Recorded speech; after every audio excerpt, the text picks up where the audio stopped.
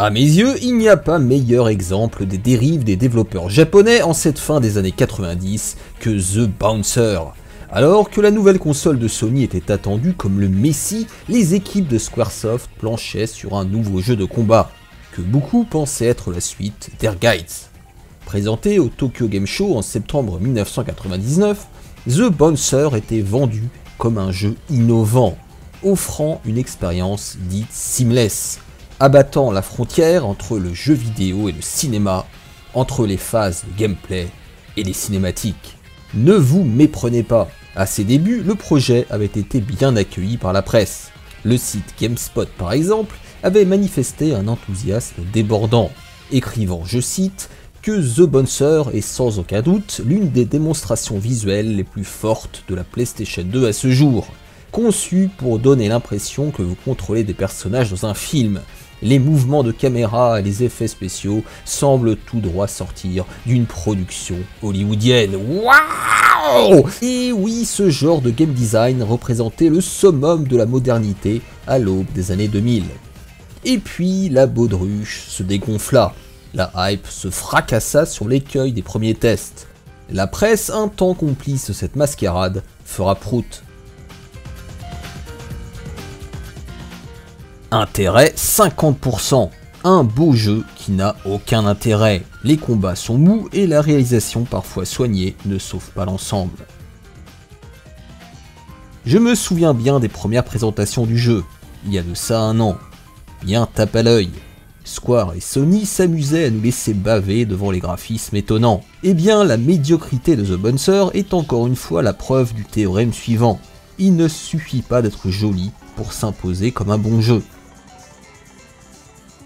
The Bouncer était annoncé comme une pure merveille vidéoludique, susceptible de bouleverser l'histoire du jeu vidéo. Eh bien que nenni, The Bouncer est un attrape-nigo. Les graphismes sont assez remarquables malgré l'effet de flou très prononcé, et les animations correctes. Mais bon sang, où est passé l'intérêt de jeu? Techniquement, The Bouncer est fort bien loti avec sa 3D complexe et ses cinématiques somptueuses. Il n'empêche qu'il n'en demeure pas moins stérile en pratique. Graphismes flous qui rappelleront leur première cuite aux joueurs, phase de jeu ennuyeuse continuellement interrompue par des vidéos nous rappelant que Max Pécasse n'avait rien inventé. Bref, un jeu culte, dans le mauvais sens du terme bien sûr. Moi aussi j'y ai cru, pourtant certains indices auraient dû m'alerter, comme le design ridicule des personnages, la prétention du projet et l'évolution de Squaresoft depuis plusieurs années. Il va sans dire que The Bouncer fut une douche froide, bien plus que Ridge Racer 5, pourtant déjà bien décevant.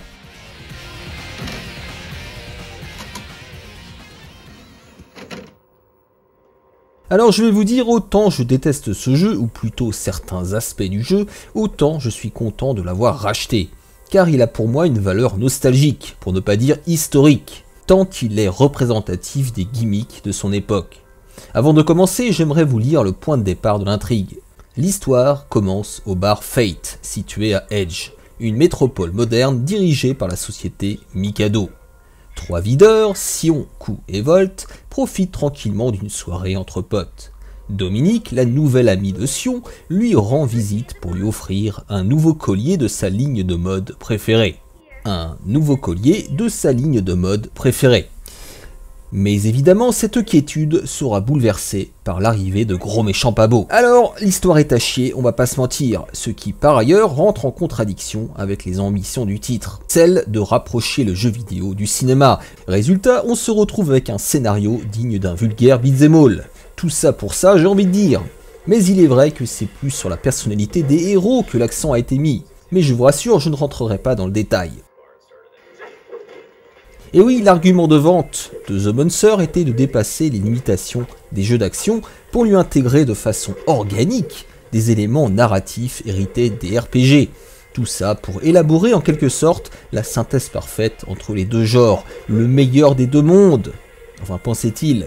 Et je pense que c'est ce décalage entre ce que Squaresoft voulait faire et le résultat final qui explique en grande partie même, la déception. Car si le jeu avait été au final classique mais solide, on aurait fini par lui pardonner ses prétentions ridicules. Le problème est que ce n'est pas le cas. Passons rapidement sur le plus superficiel mais qui a quand même son importance, le design des personnages. Il mériterait une thèse sur le style japonais de cette époque, même si ce délire s'est maintenu jusqu'à FF15. Le look des héros pose en effet question. Même à l'époque, j'avais vraiment l'impression de contrôler des mannequins pour publicité Viveldop ou Jean-Louis David, ce qui n'est certes pas une insulte, mais ces personnages ne sont absolument pas crédibles dans le rôle de chef de bande badass.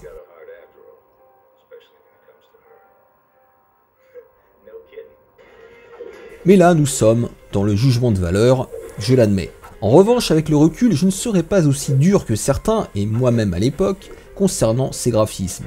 Alors oui, par rapport à ce qu'on a connu sur Dreamcast, l'avancée graphique était mineure, voire nulle, pour ne pas dire que c'était une régression.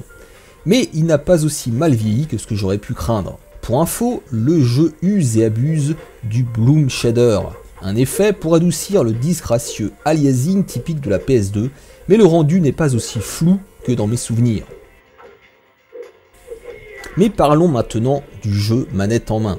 Dans les faits, The Bouncer est un beat'em all assez classique. Je veux dire en partie classique, car il reprend tout de même l'excellente base de gameplay de Tobal et Guides du studio Dream Factory.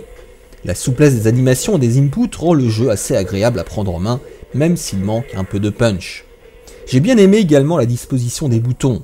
Un bouton sert à donner un coup vers le bas, vers le milieu, vers le haut et un coup sauté.